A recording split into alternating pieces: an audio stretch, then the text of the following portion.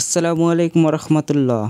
আমরা সেই চাঁপাইনবাবগঞ্জ বিখ্যাত আম বাগানে আমরা চলে এসেছি বীজ দিতে রোজা রমজানের মাসে। কিন্তু এ ভাই কিন্তু কল চাপছে রোজার দিন করে রোজা করে, তাও কিন্তু তার মুখে হাসি দেখতে পারেন আপনারা। এই চাঁপাইনবাবগঞ্জের বিখ্যাত আম বাগানে কীভাবে বীজ দেওয়া হয় আজ আপনাদেরকে আমি দেখাবো। তো তিনি অনেক কষ্ট করে রোজার মাসে কলটি চাপছেন এবং কারেন্ট পালিয়ে গেছে, আমরা মোটর থেকে পানি নিই, কারেন্ট পালিয়ে গেছে, তার জন্য এখন আমাদেরকে কল চেপে গাছে বীজ দিতে হচ্ছে। এবং গাছে কিভাবে বীজ দেওয়া হয় আপনাদেরকে আমি দেখাচ্ছি। এবং তিনি ড্রামে পানি ঢাললেন, ড্রামে 2 ডোল পানিতে 1 মগ বীজ দিতে হয়। তো কিভাবে বীজটি দিছে আপনাদেরকে আমি দেখাইলাম। তো এই যে 2 ডোলে 1 মগ বীজ দেওয়া হয় এবং কিভাবে বীজ দিতেছে গাছে গাং ধরে আপনাদেরকে দেখাচ্ছি।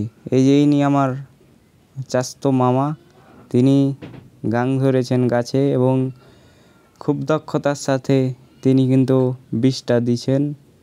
এবং আমাদের চাঁপাইনবাবগঞ্জে পানি না হওয়ার কারণে কিছু আম কেটে গিয়েছে, তার জন্য যারা মহাজন, যারা ব্যবসায়িক, তারা কিছু একটা চিন্তিত যে আমাদের বাগানে হয়তো আম কম হবে বা আমটা কেটে গেল পানি না হওয়ার কারণে। এখন শেষ পর্যন্ত কী হবে আল্লাহ তাআলাই ভালো জানেন। এবং আমার নানাও বীজ দিছে, আপনাদেরকে আমি দেখাচ্ছি। আমার নানার কাছে আমি এখন যাচ্ছি। তো আপনারা দেখতে পাচ্ছেন এখানে কিন্তু মুকুল আছে, কিন্তু মুকুলে কোনো রকম দানা দেখতে পাওয়া যাচ্ছে না। যাই হোক, যাই দেখতে পাওয়া যাচ্ছে আলহামদুলিল্লাহ, আল্লাহ যা করে ভালোর জন্যই করে। এবং এটি আমার নানা, ও কিন্তু বীজ দিচ্ছেন অনেক দক্ষতার সাথে। তিনি কিন্তু গাং ধরবেন সেইভাবে, মানে এক জায়গায় ধরে থাকবে এবং বীজটা দিবেন গাছটাকে অনেক ভালোভাবে ভিজিয়ে তিনি কিন্তু বীজ দিবেন দক্ষতার সাথে।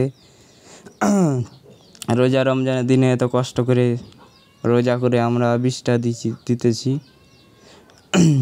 কিন্তু কয়েকজন আছে আমাদের সাথে, তারাও বীজ দিচ্ছে। কিন্তু আমাদের চ্যানেলে চাঁপাইনবাবগঞ্জের আম বাগানের নতুন নতুন ভিডিও পেতে আমাদের চ্যানেলটি সাবস্ক্রাইব করুন।